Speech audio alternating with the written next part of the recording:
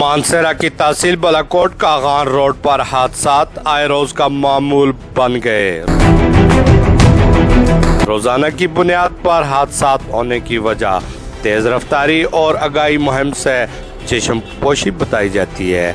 कोई के करीब तेज रफ्तार डाटसन सामने से ओवरटेक करने वाली गाड़ियों को बचाते हुए हादसे का शिकार हुई। ड्राइवर मौजूदा तौर पर बच गया।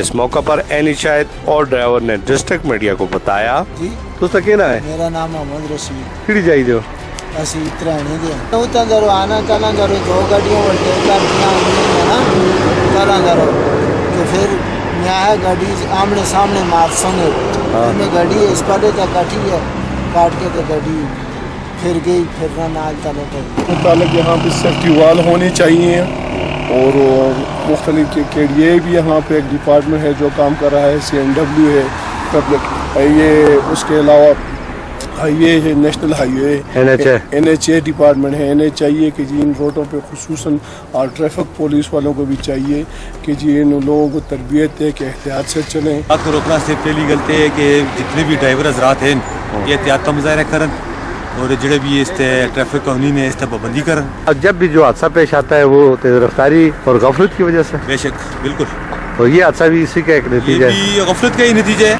मीर अफजल गुलजार, डिस्ट्रिक्ट मीडिया, मानसरा।